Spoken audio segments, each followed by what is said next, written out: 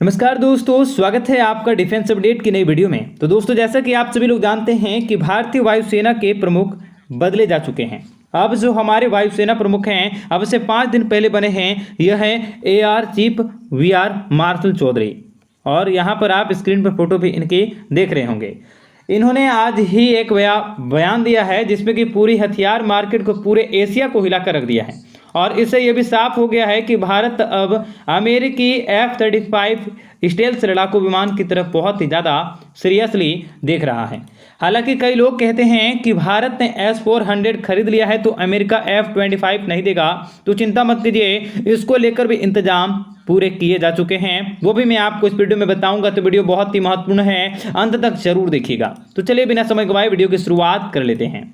तो दोस्तों, जैसा कि आप सभी को पता है कि हमारे एयरफोर्स चीफ जो हैं वो वीआर चौधरी जी हैं। उन्होंने बयान दिया है कि 114 लड़ाकू विमान खरीद की जो डील थी, जिसे पहले MMRC के नाम से जाना जाता था और अब MRFA यानी कि से जाना जाता है, और वह अभी कौन है, और हम अभी 114 लड़ाकू विमान खरीदने जा रहे हैं, क्योंकि हमारे जो वायुसेना के जो स्ट्रेंथ है वो लगातार गिरती जा रही है। आपको बता दूं कि हमारे पास कम से कम 42 स्क्वाड्र होने चाहिए 2 मोर्चों की लड़ाई के लिए, लेकिन हमारे पास कितने हैं, 30 के आसपास हैं, और प्रतिदिन कम ही हो रहे हैं। तो ऐसे में हमें नए अत्याधुनिक और ज़्यादा संख्या में लड़ाकू विमान की सख्त ज़रूरत है। पहले कहा जाता था कि भारत राफेल ही खरीद लेगा। इसके अलावा कई लोग कह रहे थे कि अमेरिका का F-21 है, उसे खरीद सकता है। इसके अलावा अमेरिका का ही F-18 सुपर हॉर्नेट भी है, उसके भी अच्छे चांस थे। लेकिन भारत ने रूस के लड़ाकू विमान से तौबा कर ली है। रूस के तो भारत बिल्कुल भी नहीं खरीदने वाला। तो ऐसे में यह 3-4 ऑप्शन ही थे, लेकिन राफेल इनमें से सबसे आगे था। लेकिन क्योंकि राफेल जो बहुत ही लड़ाकू विमान बेहतरीन है, इसमें कोई भी शक की बात नहीं है। लेकिन अब हमारे जो नए एयरफोर्स चीफ हैं, उन्होंने ये बयान ये दिया है कि हम ऐसे लड़ाकू विमान को कंसीडर करेंगे जिसमें कि 5वीं पीढ़ी के लड़ाकू विमान की कैपेबिलिटी हो। इतना ही नहीं, यह भी कहा गया है उनकी तरफ से कि उस लड़ाकू विमान के अंदर इतनी गुंजाइश भी होनी चाहिए कि अब से 5 साल बाद, 10 साल बाद या 12 साल बाद जब भारत चाहे, उसमें 6ठी पीढ़ी के जो टेक्नोलॉजी है वो भी इंक्लूड की जा सके। क्योंकि हमें पता है कि अब से 5 से लेकर 10 साल के बाद 6ठी पीढ़ी की टेक्नोलॉजी आने वाली है। तो हम यह ऑप्शन भी चाहते हैं। साथ ही अंत में इन्होंने यह कहा है कि जो 5वीं पीढ़ी के जो टेक्नोलॉजी है, स्टेल्थ टेक्नोलॉजी, यह इस डील का डिसाइडिंग फैक्टर होगा। यह बहुत ही बड़ी बात है, और इससे साफ हो जाता है कि F-35 अब इस डील में सबसे आगे हो चुका है। हालांकि कई लोग कहेंगे कि रूस ने भी अपना 75 बनाया है, वो आगे क्यों कहें, F-35 क्यों आगे है? तो इसका कारण यह है कि रूस का जो आपका उनका एक ना भी टेस्ट हुआ है, ना ही वो बनकर तैयार है।